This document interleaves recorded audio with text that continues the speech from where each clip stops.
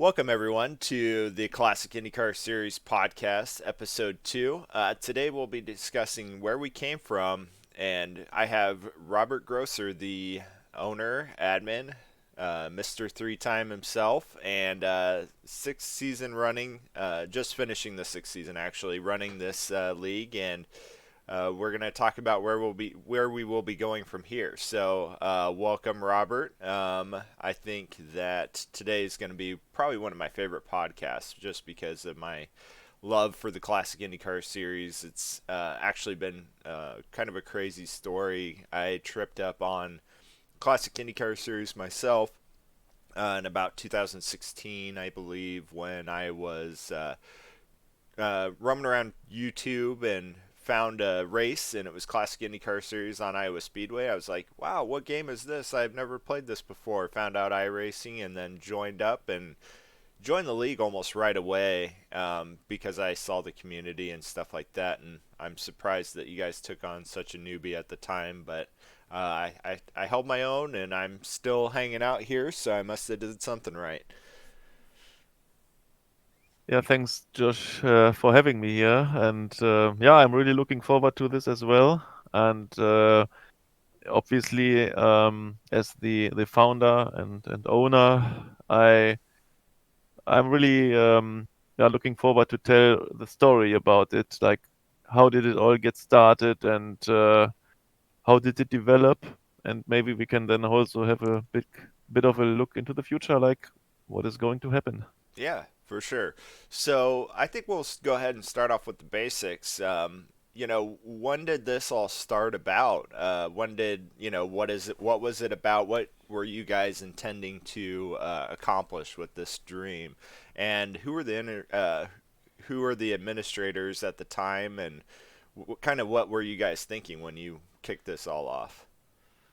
Yeah, first of all, I have to tell a little bit about like how I actually came to know about iRacing because that was also a completely new environment. I have been a sim racer, if you want to call it sim racing back then, like in the late 80s already on the Commodore 64, later then Amiga. Then, of course, the most famous Papyrus games, Indianapolis 500, IndyCar Racing, Geoff Crammond, Simbin, and then I ended up with Gran Turismo and on the PlayStation. And at the time, I was only playing offline, only playing versus the computer opponents and all this. I had no clue about online racing. I know it existed, but like with a 56K modem and these kind of things. But for me, that was not really the thing. And yeah, then I also came to YouTube, just like you, and I saw this show Inside Sim Racing back then with like Darren Ganji, Sean Cole, and of course Jessica. And they were talking a lot about iRacing, and I was like, okay, what is this? Who are the people behind it? What is this all about? And yeah, I joined then finally, like inspired by mainly by this show there. I joined in 2012, and then it really got a bit serious about the real sim racing aspect, and I really liked it. I found it super tough. I was like a complete newbie, and as you can also maybe acknowledge, it is like if you are completely new to iRacing, you can really get lost a little bit because it is not so intuitive, No, if I may say definitely. so. Yeah, I definitely agree. It definitely beats those the old Commodore days and the old PlayStation and stuff like that. I remember I first hop in iRacing. I was like, oh, the cool. They got the licensing system by like Gran Turismo. How do I earn the licenses? I was like, okay, this is really confusing. And then it's kind of crazy because like it totally changes your mindset about sim racing. And I have a lot of friends of mine that try and get into sim racing, and they're all like, "Yeah, I played it for a little bit, but man, I can't commit that much time to it." So now when I talk to people about iRacing, I'm like, "Look, guys, this is not just your regular sim title. It's think of it more of a hobby. if you don't want to put in the time, you're not going to get anything out of it. You're going to get bored, and then you're going to drop it. Yeah, So, absolutely. So it's not like one of these other games. You buy it out of the box, you have it. I mean, maybe one or two patches, but and then you play it. Maybe some career mode, and then you put it away and play the next title. This is not so, and all of us who are listening also now, you know that very well, because I guess most of you are also um, playing iRacing, if I may use the word playing even. But yeah, so I also was always a big fan of the American open wheel racing before the split happened, I should add. I really liked the old IndyCar World Series card later on. And so when I came to iRacing, my main focus was really to go through this rookie class things as quick as possible and then really make it to the IndyCar series. That was really what I wanted to be. And so quickly I earned the needed licenses, came to this IndyCar series, and yeah, I was really blown away. I was focusing on the road series. I had no clue about oval racing, oval setups, and as you may know, we are talking now about the year 2013, the final stage of the IRO5 chassis on iRacing. The oval community was, how to put it nicely, I can't put it nicely. It was very hostile. Yeah, they were not really welcome newbies. There were some well-established big teams. A lot of ego was there on track and on the forums. oh wow. Uh, it was n- not a very enjoyable place for a newbie, especially. And I was exactly that. I still had no real clue. So I was seeing the road community. We had two different series back then: the Indie Oval Open series and the Indie Road Open series. The Oh, road interesting. series, that was the complete difference. There was a very small community. People who are doing nowadays Camel GT and Lotus 79, Lotus 49, they may know what I'm talking about. Hmm. We had one SOF race per week, and what I know now only is it was pretty much like a league, right? Okay. Just on it was official races, but it was treated like a league. There were guys like Jussi Nieminen, Nico Brandt, Randy Crosno, who were really like community managers. They were doing weekly posts. They were doing practice sessions, sharing setups, giving knowledge, doing track guides. Especially Nico was doing a lot. He was like a five-time champion at that time. Oh He was wow. just winning every single race. And the question was always, is there anyone who can beat him this time? Most of the time, the answer was no. He was just so dominant, but at the same time, super friendly, super clean, super fair, giving away his knowledge, taking so much time to explain it, especially for the newbies. He really wanted to have new drivers in the series so that we actually, at least once in a while, having a race which is getting split, because that was actually almost never happening. So it was a very small community, but every week when you came, you know exactly against whom you will be driving. It was the same people every week. It was very nice, I have to say. Yeah, that's very Then, interesting. I I know I kind of came into the game a little bit later. I It's definitely interesting to see how old school iRacing is versus today's iRacing. I do see a lot of similarities from what I'm hearing, but did they have hosted sessions back then, or was it all yeah, just official series and then or not hosted, I'm sorry, league sessions back then?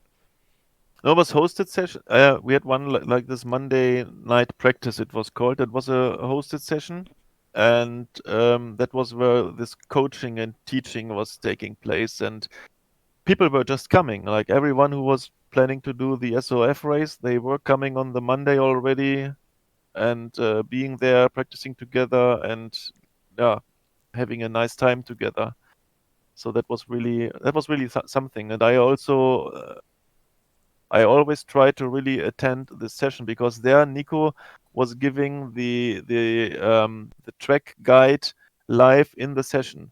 There was not nothing like Discord, or only later they started to another guy who was also very committed started to record these things and put it on YouTube so that people who could not be there had still a chance to like learn the tracks and everything. So that was really great stuff, I have to say. And the big change, if I just talk a bit about official racing, came, and which was for me also such a big turn off, that was really the introduction of the DW12. Um, because the all of a sudden, I mean, that was week 13, the new car came, the new road series started. I think it was even Barber or something. I was connecting to the server and there was like, I don't know, like 5 splits. Correct me if I'm wrong. Whether it was Holy three, cow. five, 6 splits, I don't know. All of a sudden, I was not one out of 15 well-known guys. I was one out of 100 and I didn't know any name on the grid. Sure. And I was, of course, maybe I'm a bit extreme in my feelings there, but I was feeling so sad about it. I felt like I lost my home somehow. Yeah, There was right. Yeah, almost like your everything was so community. anonymous, and I don't know. Yeah, I understand that for sure. And that, so I would like to lead that into the next segue. Is that kind of what inspired the classic IndyCar series, was because the community that was once so prominent with all of the open wheel racers, and Nico Brandt is definitely a huge name I've heard multiple times through the classic IndyCar series.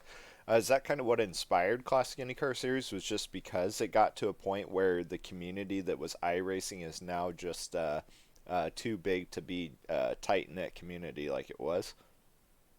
That was one big factor for sure. I mean, maybe the main factor. It was firstly this community aspect. I really wanted to have like these people again around me, or not maybe not the same, but like having a fixed group and not this fluctuation with official racing. You never know in which split you are ending up, and you don't know whom you are racing. And I wanted this community thing again. That was one big thing. And also, I really struggled with the DW12, and I thought, well, maybe I'm not the only one. Maybe there are people who would like to continue racing with the IRO5. Maybe the time of this car is not yet over. So it was these two things together which really motivated me to try and starting a league.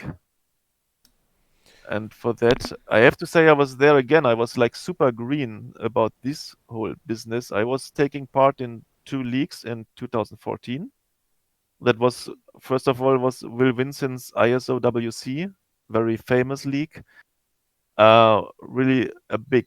That was so huge. Like with broadcasts, of course, Will Vincent, Racesport TV, as you know, was there involved, and my God, that felt so huge to be part of it. Although I was really still a beginner driver and not scoring very impressive results or anything, but just being on the grid with all these big names, and that was really something. And then watching the broadcasts afterwards, and every once in a while at least hearing my own name from the commentators. My God, that was really something special. And the other league I was participating, that was the OMR. That was an Australian-based league.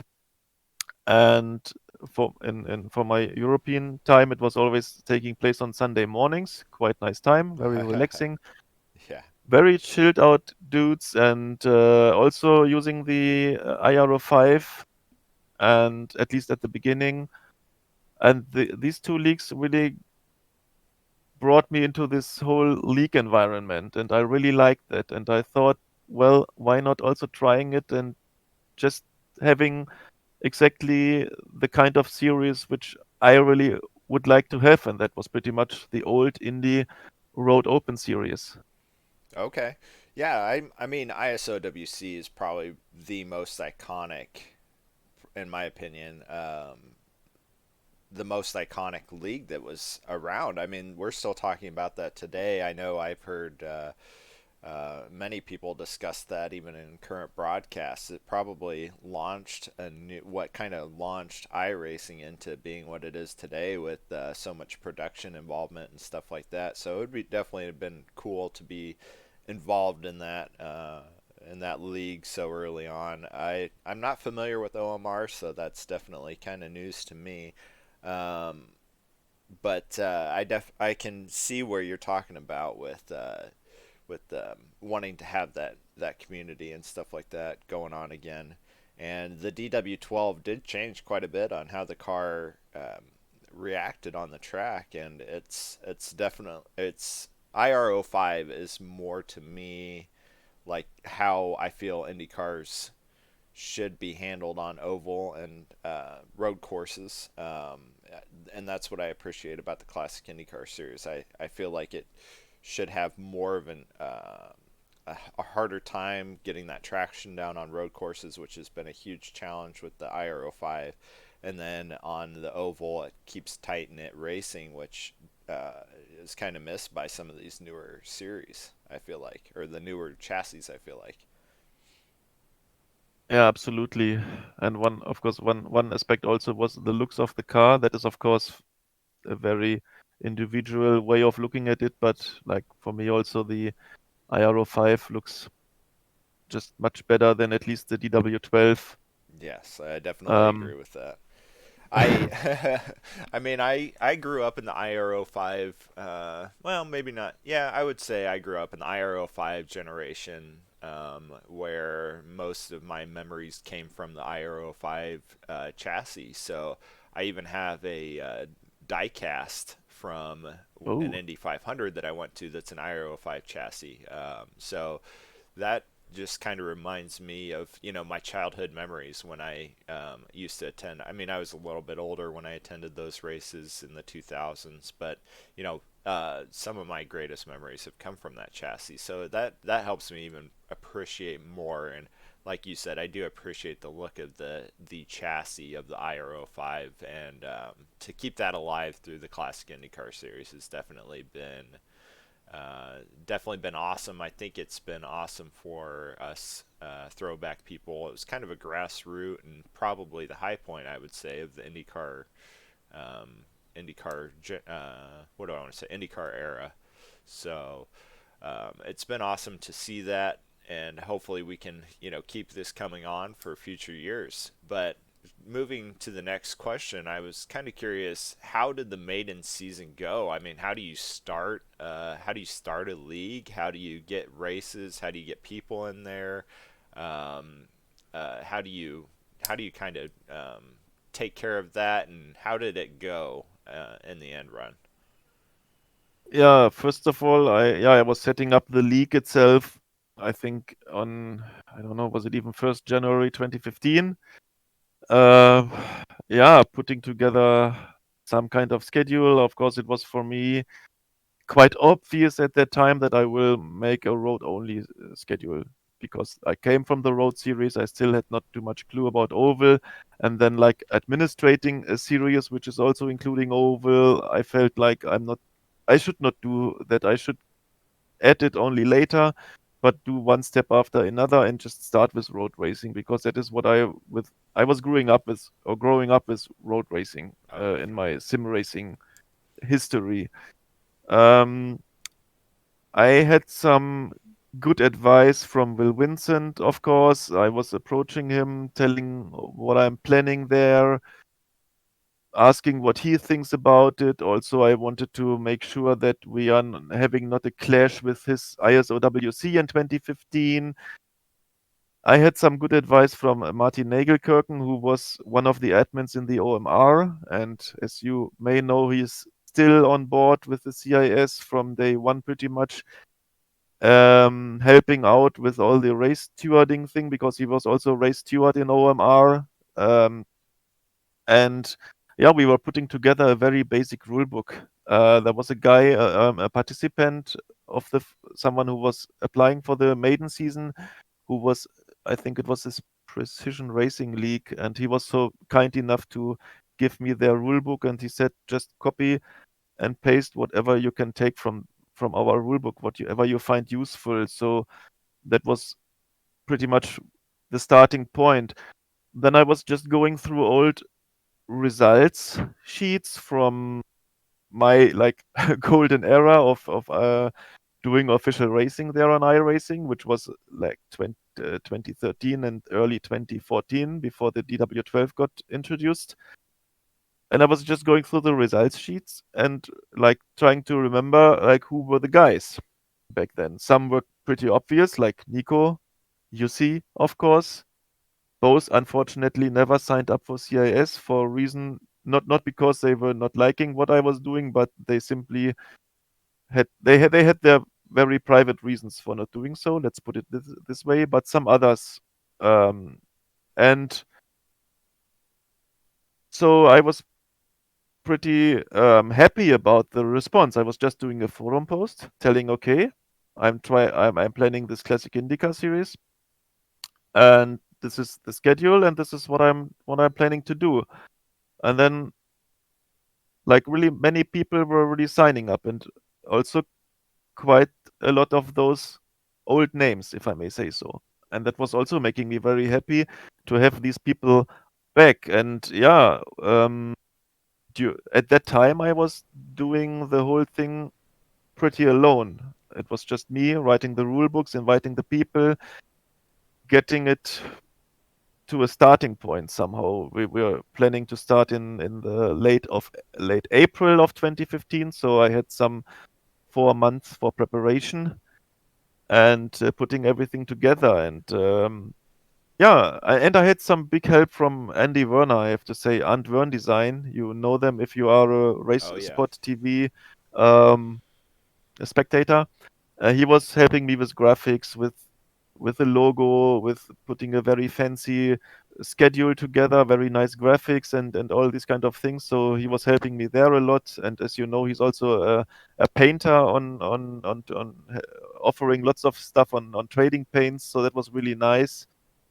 And yeah, and then in April, I think it was April 25th or something. We were meeting at Baba Motorsports Park, and 19 cars on the grid, and I was like, Jesus, that is exceeding all my expectations by the factor two. If it was 10 cars, I would have been happy. It was 19 cars, Wow.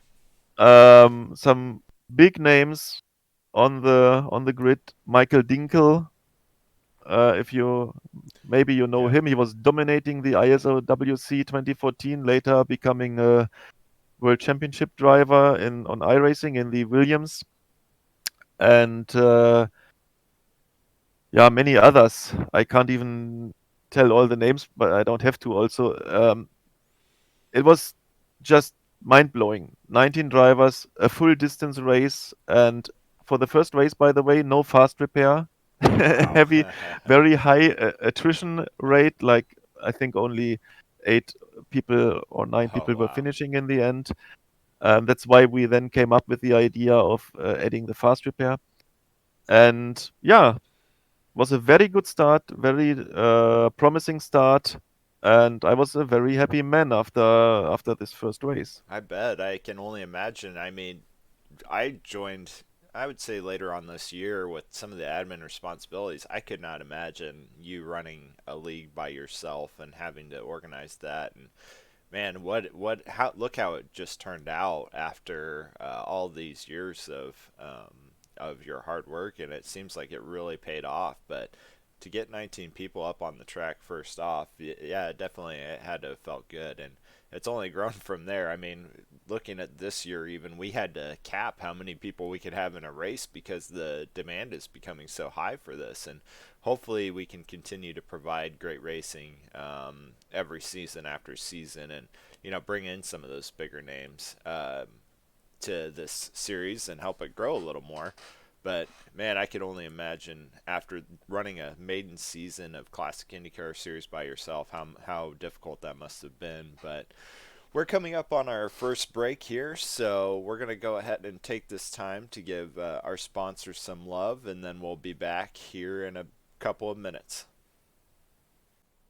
IndyCar Ministry is the official pastoral care of the NTT IndyCar Series, Road to Indy, and the MX5 Cup. And we're focused on building relationships within the IndyCar community by serving those involved with the love of Christ. IndyCar Ministry is a non-profit, non-denominational organization that provides at-track services, counseling, and support in times of crisis for the IndyCar community at every race, as well as at home. IndyCar Ministry is supported entirely through donations from the racing community, and we invite you to partner with us. Visit our website at indycarministry.org or like us on Facebook or subscribe to our YouTube channel to see what we're all about.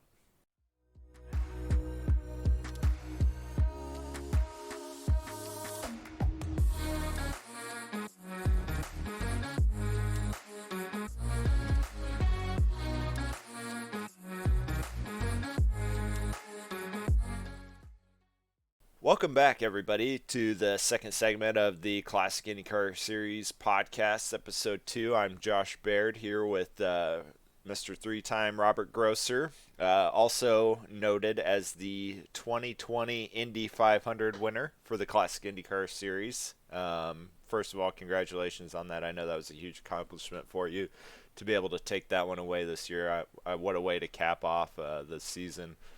But I think we're going to go back, though. I had a couple more questions I'm interested in hearing about with how Classic IndyCar Series started off and then how it's going now.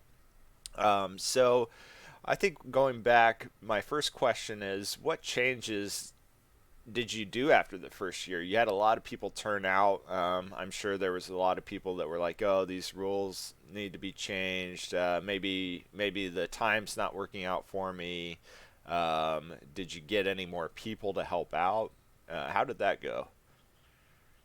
Yeah, well, first of all, as I told before, I was really very green and had no clue about anything else on iRacing which was going on. And when I was asking, when I started 2015 season, I had no idea to ever have any broadcast because I said to myself, why I don't even know where this is all going. Maybe after 3 races, the whole thing is over because nobody shows up and so on.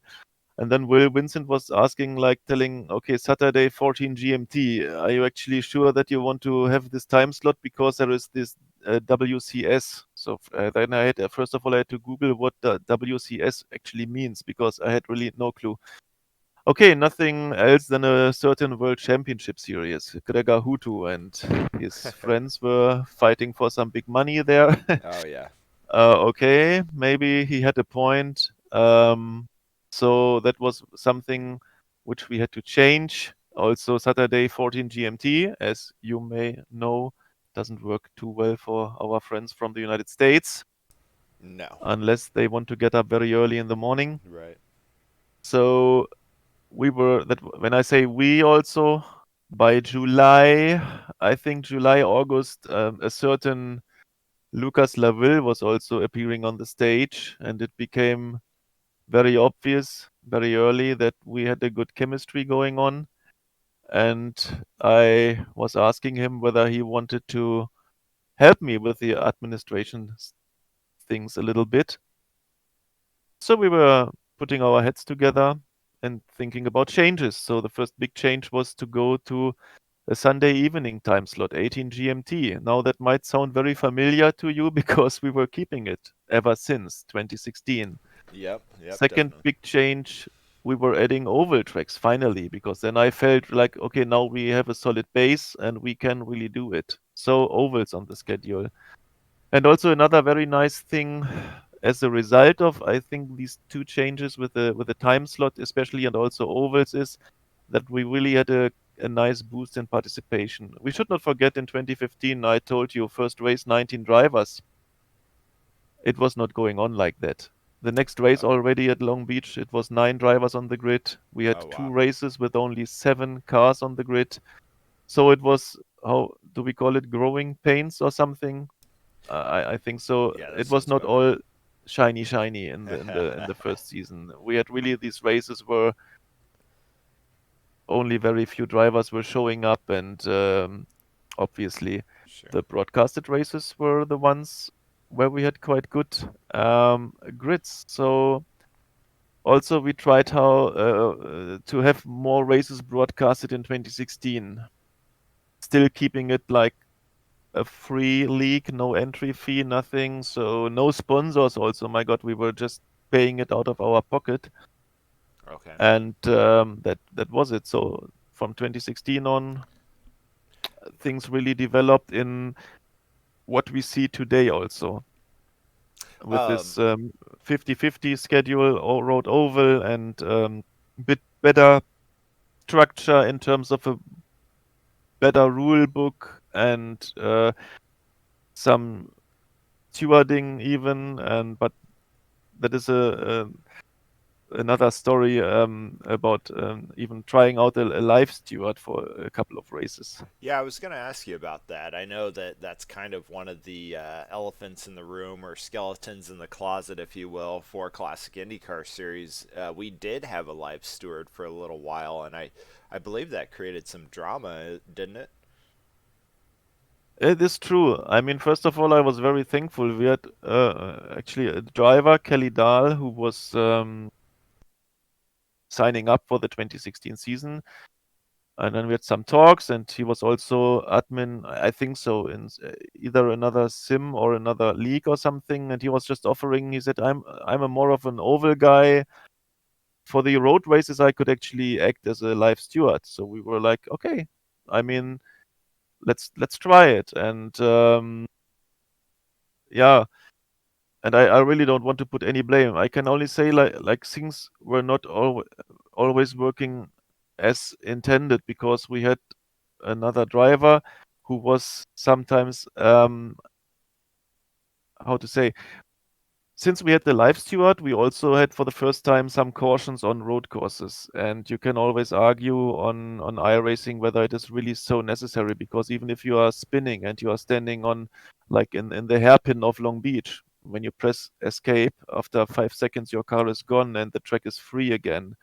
So like having a full course caution for something like this, Oh, sure. is it really adding realism? Is it really necessary? And so on. So we had some calls on cautions.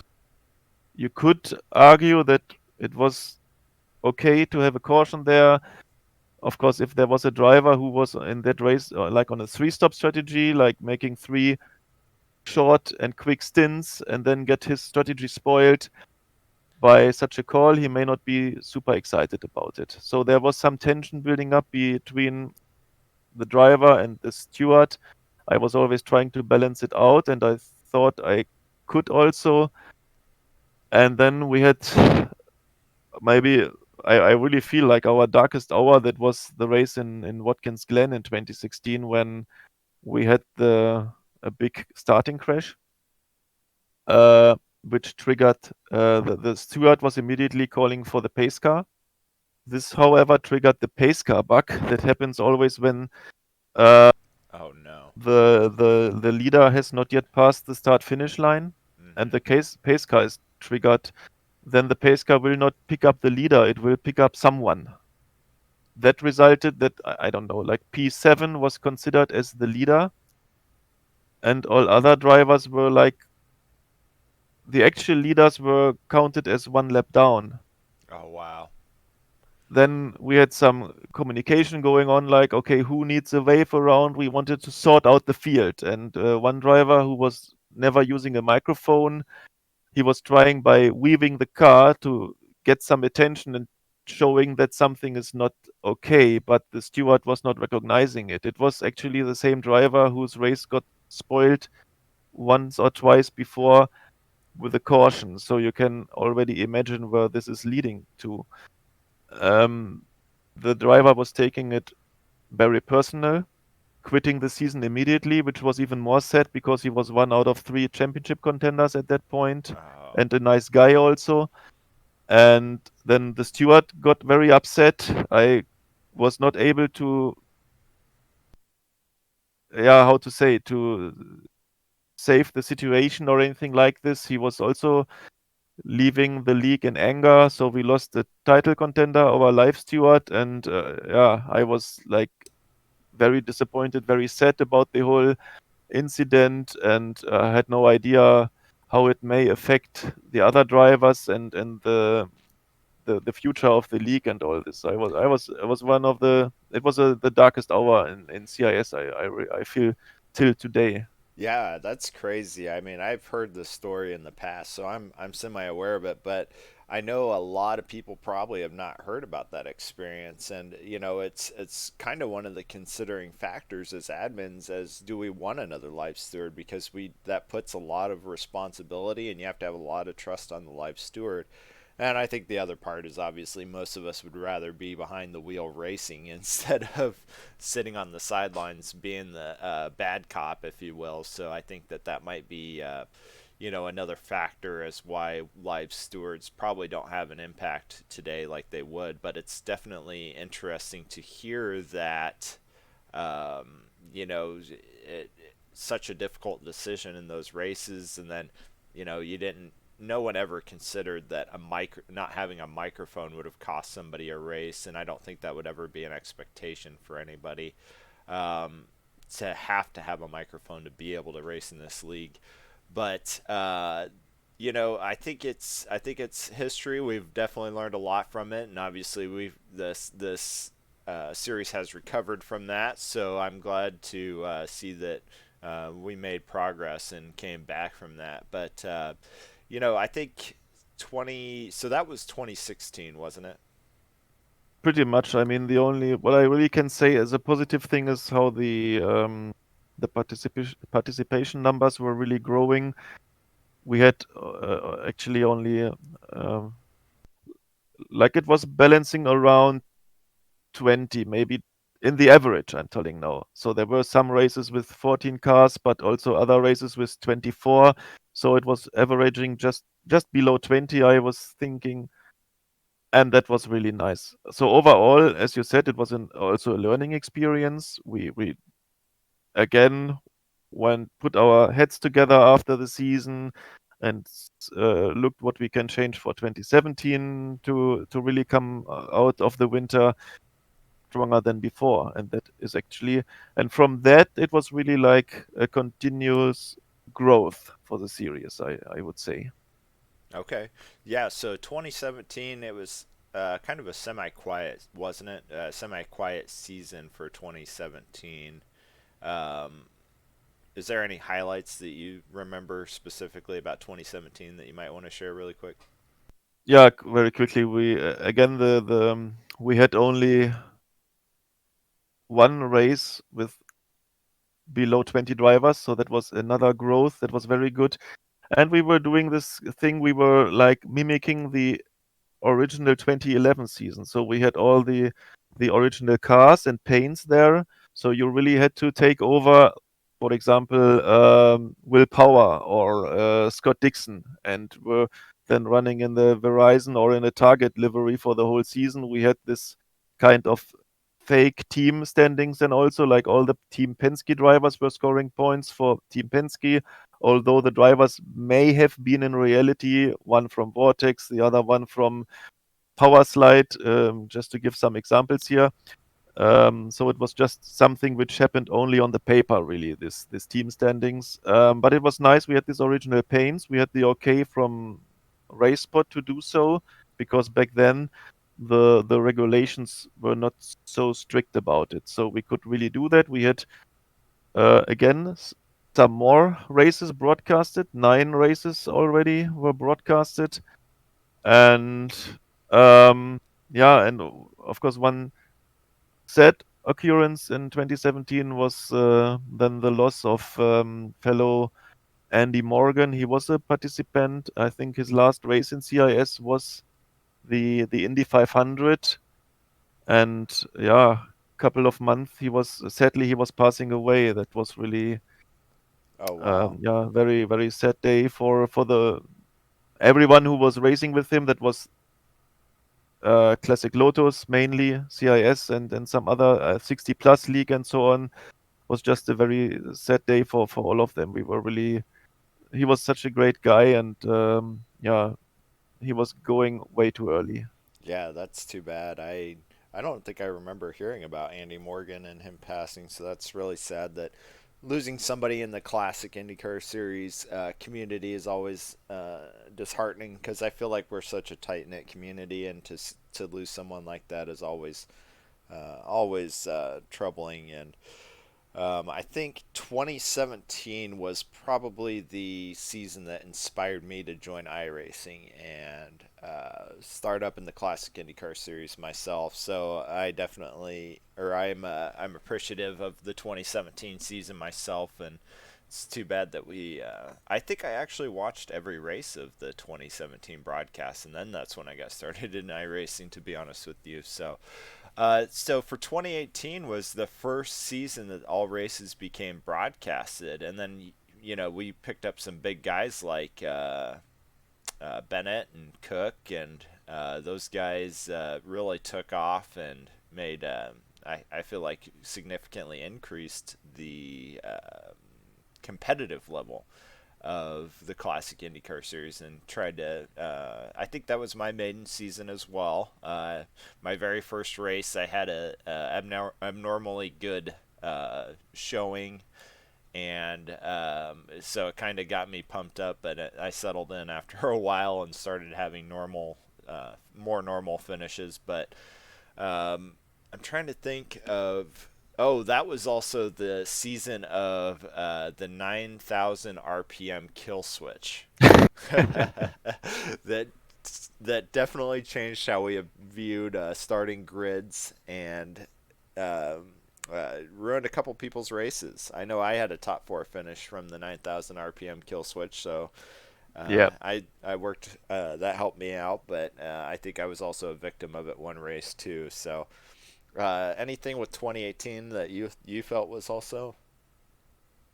Again, a learning experience. We had, as you said, we had this problem at the very first race when the pole setter and I think some other guy or guys in the field were a bit too ambitious with a noisy pedal and had then also this pace car bug. We had a very long caution to resort the field. Um, we got it done. Of course, then running into the time limit because of that. And since then, we established this thing that we were practicing the race starts before each race, like before the qualifying, and that is another thing which it all has it all, everything is coming from an event, and then you try to address it. And now we are since then 2018 we are always practicing these starts so that people have an idea what to expect from the car on cold tires. So that is one thing. You mentioned already the big names. Henry was Rookie of the Year in 2017, then dominating the Winter Series 17-18, then dominating the 2018 main series. Matt Cook was there. Randy Shoemake was really gaining momentum, and yeah, many guys also joined. Maybe they were just like you, seeing what we did, and especially in 2017, that was quite prominent on RaceSpot what we were doing there. And we really have many drivers from definitely from 18, which are definitely still around today. So that was really something that again started something, brought us new drivers, which were staying with us, being very loyal with us, enjoying what we are doing. So definitely again a learning experience. Yeah, that 2018 season definitely it felt like it was turning a tide to what is modern day classic IndyCar series. So we definitely have to Absolutely. appreciate 2018 for what it stood for us. 2019, not too loud of a season for us. I think it was it's just us getting into a new groove. We did end up taking fast repair away because I feel like 2018 we had a lot of extra cautions because people knew that they had the fast repair in their pocket and they could race a little harder. And we decided to take away fast repair in 2019. Is there anything else with 2019? Maybe you want to touch on fast repair a little more, but anything else with 2019 that really stood out? Fast repair, as you said, a change which taking it away, a change which I definitely don't regret. It was the right call. Ever since then, we were not running into the time limit on an oval again. Now that I said it, of course, next oval we will Yeah, you just probably hit jinxed it. us. No, that is a commentator's curse usually. No, it was an extended schedule because people were asking for more races. So we gave them more races, 14 races in total. Matt Cook incredibly dominating this year. At the same time, starting to give tutorials, trying to coach the people so that we get the oval racing a bit better. Road was really decent. Oval, of course, with the setups and all this, you are really dependent on it. So Matt was really giving away his knowledge also so that people improved. And I think it really was again something. Since then, the oval racing definitely got more competitive, mainly due to Matt's initiative, what he was taking there. Um, yeah, but other than that, again, a very nice season and no, nothing really too much to tell. Just the community was again growing more closely together uh, on Discord, meeting on the Sim Racing Expo at Nürburgring and so on. And yeah, just another step into the right direction, I would say. Yeah, I agree. 2019, the thing I appreciate about 2019 is I do have one track record now for Homestead Miami. It's the only title I can cling on to. Hopefully 2021 can change that for me, but I did have a decent race with Matt Cook there at Homestead as the last race of the season, and so I do appreciate 2019 for what it was, and I think a lot of people do too, just considering how many people returned for the 2020 season. But going into the 2020 season, really quickly, I think that we did pretty well. I know participation in the beginning of the season was really well. Obviously, COVID definitely changed how we looked at sim racing, and it inspired a lot of people to join the Classic IndyCar series. So we had quite a few turnout. I think one of the things that we maybe I wouldn't say we tried to make the best decision we could. It didn't make everybody happy, but to cap the number of participants in the race by doing a qualifying session separately. Had a few bugs to work out. I think a couple people may have been affected by that, but we ended up getting back down to our numbers and getting the qualifying and race sessions back in, and not worrying about the cap anymore. And as restrictions started lifting, we were able to a couple people had to get back to their normal life obligations. So I thought it was a great season, though. Definitely the tightest. It's probably the tightest championship race in history, I would say, for the Classic Oh yeah, IndyCar series. So absolutely. any thoughts you had about that? I know Indy 500 was a huge victory, a huge milestone for you to accomplish in 2020. That's absolutely true. Um, yeah, but other than that, you mentioned it all. Nothing much to add. It was another good year, maybe except for you were mentioning Sebring, where we had like 38 drivers showing up. That was incredible. 30 drivers were allowed to race, so it didn't make everyone happy. Mhm. But that also, since we have a nice community, we could really work it out, and so that nobody was holding a grudge for long Yeah. and still having a decent season. Absolutely. For sure. I think that with how this community's been and how tight knit it was, they were able to bear with us through some of our new issues that came up for 2020 season for the first time. And I think if we had Lucas Laville on today, he would want to talk a little bit more about 2020, considering it's his first ever series win, season win. So congratulations to him for that. I know it was fun to watch the Indy 500 with how close it was between you and Lucas Laville and Josh Chin, and I know it's making me excited for 2021 already. I think we should just cover a couple of the milestones that the Classic IndyCar Series history has attained throughout the years. So a couple of the things is there's there's been like 75 races throughout 6 seasons. We've had some notable drivers that have come and gone. Um, it's amazing if you go on the forums how much you've documented the all the history of CIS, and you can go in there, you can find out just about anything you've ever wanted to know, and some of the broadcast stuff. Maybe we could talk. I don't know. Is there more if you think you can cover through some of the milestones that we've covered throughout the history of Classic IndyCar Series? Yeah, I just can throw out a few numbers. I don't want to go too deep into this, but one number is very nice. 161 drivers throughout these 6 years have participated in at least one race. Wow. 39 of them did only one race, but on the other hand, we had 44 drivers of them that did 10 races or more. Those pretty much like at least a full season with us, which is a very nice number Hmm. and just shows that drivers who are really doing CIS, they are coming back also. Um, 29,000 kilometers of racing, virtual racing, Wow. Yeah.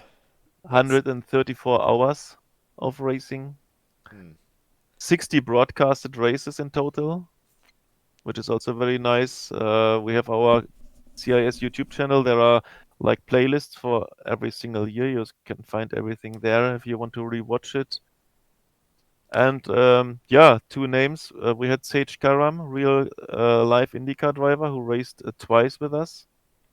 And very early, I think it was even in 2015, Scott Sharp was getting in touch with me. He Oh was wow. signing up actually, but then unfortunately never really racing. He was asking whether it is okay if his son is racing CIS under his account. I said fine, but even he never showed up. It was a Huh. bit sad, but at least, I mean, I talked to Scott Sharp for once, so that is Yeah. something. No kidding. And yeah, other than that, I have a thread on the iRacing forum about lots of statistics, and I will put on much more on that. So you can, if you are interested in numbers and statistics, you can find a lot of things. Who has the most wins, the most pole positions, the longest streak on podium, or whatever that you should all be able to find there. So just have a look. Yeah, definitely. I find myself going there quite a bit to look through some of this stuff because it's really cool to see, what as an individual driver what I've accomplished, but also to see what other drivers have accomplished in the history of Classic IndyCar Series. Some of the cool facts like which race had the most people, which race had the least, even I think there's one statistic in there with how many cautions, like which Oh race yeah. had the most cautions or who had the most incidents in a race, and there's so much information you can do, and feel free to reach out to Robert or I or Lucas in Discord if you want the link to that, because we all have access to that link and can definitely share it with you. I think another driver too. We almost got two COVID drivers in real life, but unfortunately, neither one of them turned out. Gabby Chavez, he was a rookie of the year for Classic Indy or not Class, NTT IndyCar Series, and then Stefan Wilson. Um, but unfortunately, right when they signed up, COVID kind of turned the tide, and I guess fortunately for them, they got their real life racing gigs back, so they never ended up participating in that. But if there's any real life racing drivers or retired drivers listening, please feel free to sign up. We would love to have you and be willing to work with you to make sure you get the best experience possible. Um, and then I would say another thing is one of the milestones too. I feel like we had one of our higher viewership races here in this 2020 Indy 500 with 2.4 thousand views so far for the Indy 500, and to me that's quite a milestone to show, and just let's see here, 3 or 4 years. Let's see, 2018 is when all races got broadcasted. So 3 years, how far we've come through RaceSpot, and we're definitely appreciative of RaceSpot and all that they provide for us. But we're coming up on our next break here, and we will be back after our sponsors get a couple words in. Virtual RaceCar Engineer is a software package that includes the Setup Developer tool and the Virtual RaceCar Engineer, which assists with real and virtual race cars. The Setup Developer tool walks the user through a step-by-step process of creating and customizing your very own personalized baseline race setup. It does so by asking simple questions about the car type, track type, and behavior of the car on the track. The Virtual RaceCar Engineer further fine-tunes the baseline setup to get the most out of the car. Offering whole lap and corner-specific advice, VRCE will get the very best out of your setup. Both the Setup Developer tool and Virtual RaceCar Engineer can be found in the link below.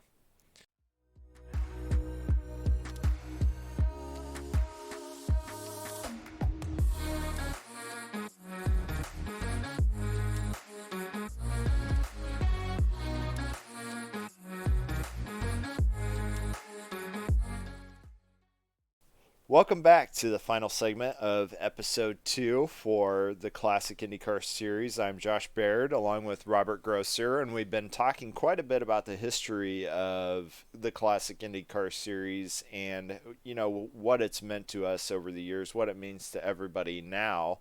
And I think to finish off, it would be great to talk about where are we planning on going. I look at iRacing and see how much it's grown over just a couple of years, and I think one of the most disheartening things, but kind of expected, was when they put the legacy tag in front of the IR05. I was sad to see that because I feel like the Classic IndyCar Series community deserved a little more love than that. I feel like we bring a lot to the community, and we had some, there's still some minor bugs and some fixes that I feel the car still deserves, and it kind of went to the wayside. Just some even simple stuff. I think was it Jamie Wilson pointed out the head height. Oh, he was doing it very nicely. He was not the only one. Years back, Andy Warner was doing the same, and yeah, somehow um, iRacing is not really, yeah, putting this kind of effort into this car anymore, which is understandable to some extent, but some small bugs I feel like they could really fix it. It shouldn't be too much Yeah, I to do that. agree. Yeah, I agree. They're really we're very content with the car and how it performs, but considering that they're giving so much love to the IR18, the new Dallara 01, and they're pushing some of these changes back to the DW12. I was kind of hoping that they'd push them back to the IR05 as well. Like, it would have Mm. been very interesting to see if the new tire model got pushed to the IR05, but I'm not seeing that yet, and so it makes me wonder if that's ever intended or if they're going to work out some of the kinks with the new tire model before they push it back.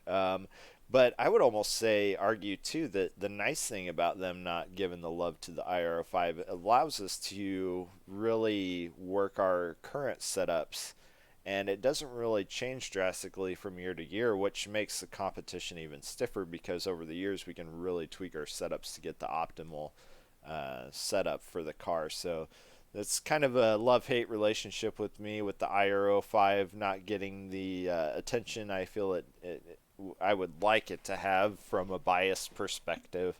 I definitely can appreciate how much work these devs put into making these cars as realistic as possible. But yeah, so no hard feelings there. Is there any features, like if you said, I want these 3 features iRacing or these 3 bugs fixed, and then I'll shut up for the rest of my life about the IR05. Is there any 3 that you think you would pick? Yeah, I mean, when I can bunch up everything which Jamie was bringing up, counting it as one, that would be nice, like the driver's height and also um the the the mirrors and these side pod extensions. They are like not responding to to these new spec maps. They are always matte, and that is not looking so good always. This is, of course, cosmetics. Let's call it one thing. The second thing, of course, if they would ever give us also the push to pass, which they had in reality in this car, I always think that should also be a very easy fix. Um, and the third thing, what to pick now? Is it the new damage model or is it having two tire compounds? What do you think, Josh? That's a tough question. I don't know. I mean, my tumble in Las Vegas would have been great to see with the new damage model, flipping around like that and watching the car just get destroyed. But yeah, having two tire compounds would definitely shift the competitive aspect of classic IndyCar series, and definitely it would bring it quite a bit more competition. So I would be interested to see. I would say from a I no hard feelings. I understand what the devs have to go through to put that stuff in. Maybe the tire models because it's a very similar tire compound to the IR18's tires, or you could in some way mimic that to give us our tire model expectations. Yeah. And then going back to I was trying to think. There was one other one that you mentioned that I wanted to touch on. Oh, Damage push to model, pass. push to pass. Yeah, I don't see how that would be any different from doing it, from even from the same model that they have on the DW12. I can't imagine it would be that hard to push that to the IR05. So I would definitely agree with your three in the fact that push to pass, some of fixing the aesthetics, and the third one of I would probably vote for new tire model myself just because I think it would be easier for the devs and Yeah. that would be great for competition for this car. So do you ever think that maybe with the lack of love that the IRO5 is getting, that maybe it's time for a new car for Classic IndyCar Series? I know that's a question that gets asked. I know I think about it a lot. Like, oh, maybe the DW12 is getting a little more love. Maybe we should go to that car, or do we stick with the IRO5 because it's working great and a lot of people are familiar with that car? Yeah, usually whenever someone was mentioning the DW12 on the CIS Discord, I was always telling that we'll give a lifetime ban. But on a bit more serious note, no, I don't have a. Well, let's put it this way. I feel like what we are doing with the IRO 5 is unique, and that's what is the essence of CIS somehow. If we Hmm. go to the DW12, I know at least of one other league, the Lionheart, which is doing that, and they are really good in what they are doing. Hmm.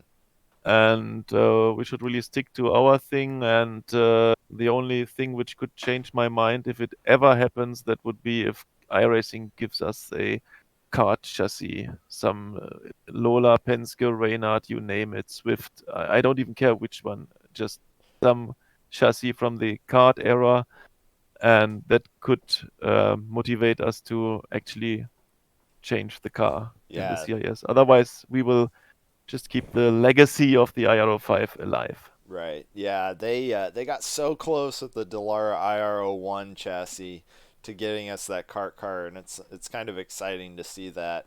I'm hoping that maybe in the future iRacing will do this opportunity to give us cars of the past to be able to create, seeing the what is it, the '87 Ford and over in the NASCAR series. I'm having a Yeah, brain fart right now on exactly what cars they are.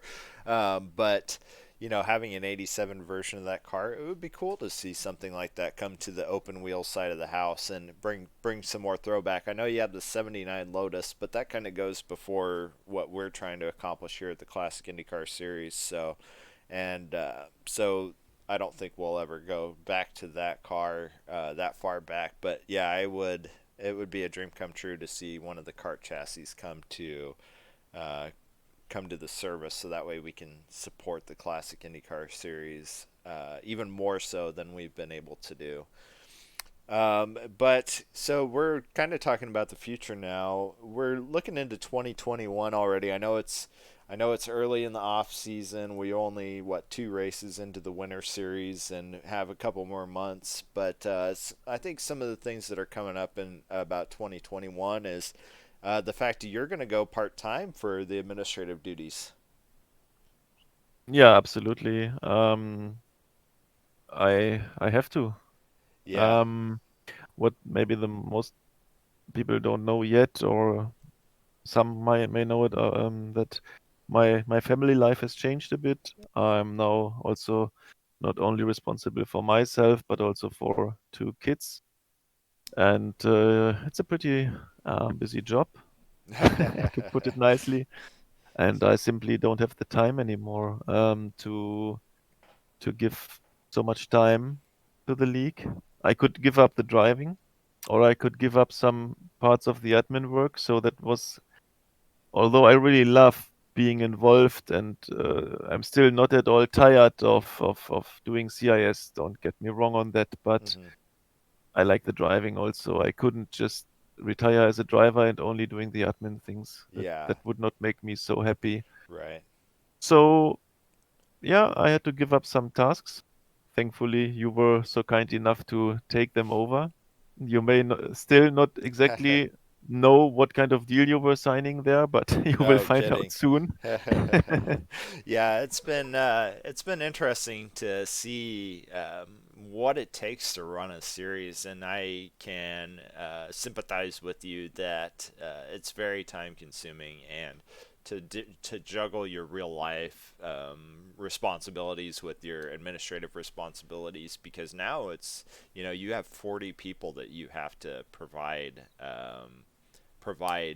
quality content to, as well as trying to do your real life responsibilities. And it takes a lot to do the behind the scenes stuff of reviewing rule books, reviewing incidents, reviewing or contacting RaceSpot or other broadcasters to have those kind of conversations. And I know we have some more exciting content coming up in 2021 with this podcast, and I we're looking to sign the deal with RaceSpot to get the full broadcast for the 2021 season. So look forward to seeing us back in the same seat with RaceSpot that we were this last year, and obviously we're trying to keep the full time broadcasting. But yeah, a lot goes on to making this league work, running the iRacing league duties, and making sure you're in there to monitor practice sessions and stuff like that. And then, if there's discourse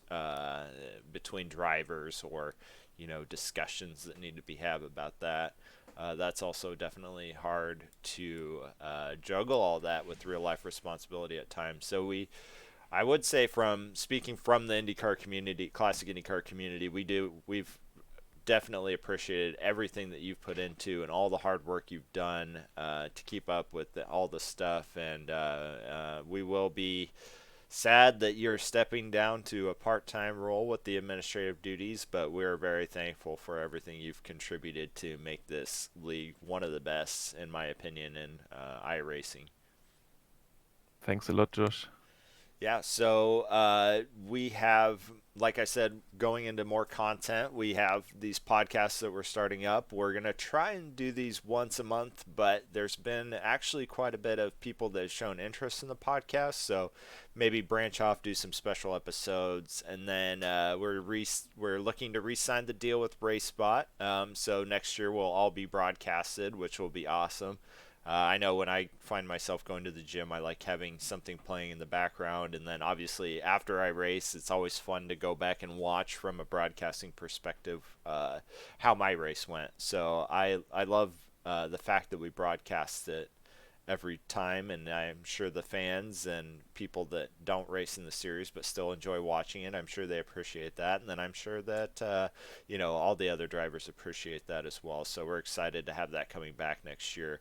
We do have another surprise in the works. It's not official yet, so we're not going to talk about it here today, but coming soon. I'm super excited about this information. Robert definitely knows what I'm talking about, and I'm sure you're excited about that too. too. We won't go into too much details, but I'm sure you're excited.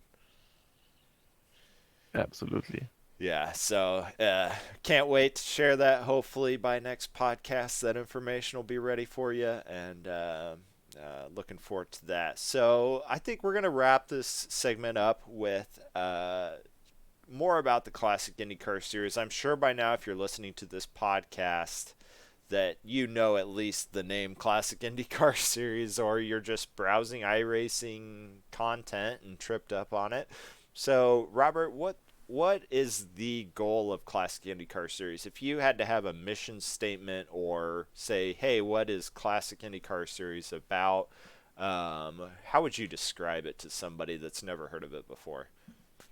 So yeah, Classic IndyCar Series is first of all something for the dedicated sim racer. We are always running full distance races, so between 1.5 and 2 hours. The 500-mile race is obviously much longer than that. We are keeping the spirit of IndyCar alive. Yeah, maybe the golden era of IndyCar, although we don't have the right chassis on iRacing to do so. Um, it's all about the community, about respect, clean racing. That is a big goal of us. We don't go necessarily for the biggest possible grids, but we want to have nice people, and we are very fortunate because we have them. We have a great community, as you were pointing out before. That is something which is also, yeah, one of the core values of CIS, I would say. And that's how I can sum it up. Yeah, I think you did a good job of summing it up. I would interject. We try to do the best we can to mimic what we would consider to be the kart era of Classic IndyCar Series. We try our best to give that 90s experience a fresh look through virtual racing and try and bring that back. We try to mimic some of the rules from that era and try to keep the point system relatively close as well. And I hope we're always striving to be the best at that we possibly can. So obviously, if you don't feel that way, or you have ways that you think that we could improve on that, definitely, or feel free to reach out to us and let us know ways that we can improve. And then obviously, we're always looking for sponsors to help us out with that. It's very expensive to keep this league running and keep the content flowing. So we're trying our best to cover the costs through sponsorship, and I'm sure all the sponsors would appreciate, the exposure to the community that we've developed over the years. So any way we can get help with that would definitely be appreciated. And then if you would like to, so Robert, myself, and Lucas are the administrators of the league, and we try our very hardest to bring the best experience to everyone possible. So if you need to reach out to us, feel free to reach out to us best in Discord. We also have a Facebook page. I'm sure Facebook's the only social media that we're on, right? For Classic Yeah, pretty IndyCar much. Series. Okay. Yeah. I think there's We have a Twitter account, but that is pretty a bit inactive. on hold. Yeah. Okay.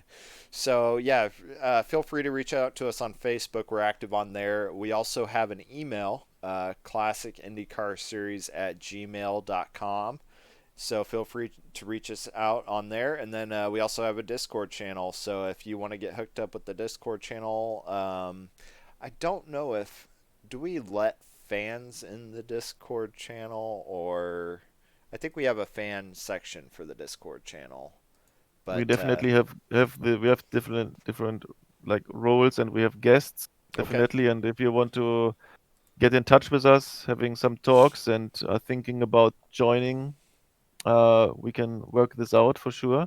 yes, definitely. And I think even I'm not 100% sure, but on Facebook, I think even you can find an invitation code for Discord. If not, then I will put it there very soon, so that then you get a direct link from Facebook maybe to Discord without any hassle. Yeah, I would say the funnest, one of the more fun parts of Classic IndyCar Series is all the banter that goes on in our Discord channel. Yeah. We have we have a very active Discord community, and we have a lot of fun teasing each other and sharing our passion for the Classic IndyCar Series. So I would highly encourage, if you're interested in this league, to reach out to us via Discord. So. Well, I think that wraps up this episode.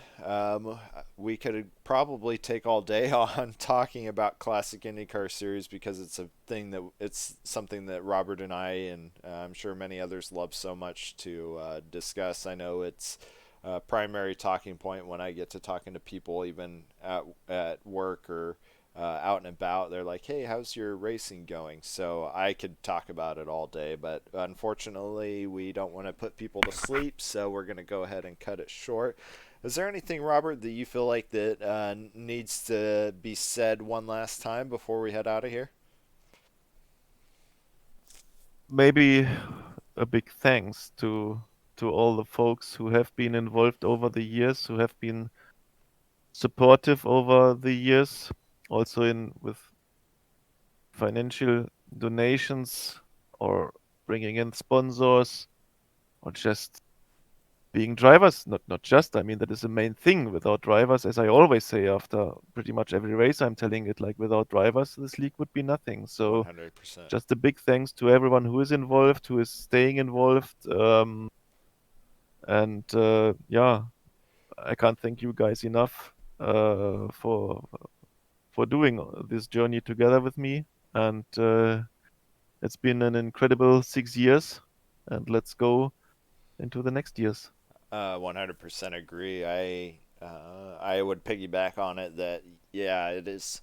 It's this is definitely not possible without everybody's participation from the drivers, the viewers, the administrators, the stewards, live or post race stewards. There's so many hours that get put into making sure that this is up and running, and even the drivers, the hours that they have to put in to make this league competitive. And we're very appreciative of Race Spot and everything that they've done to give us the platform in which to show our series off, and all the sponsors.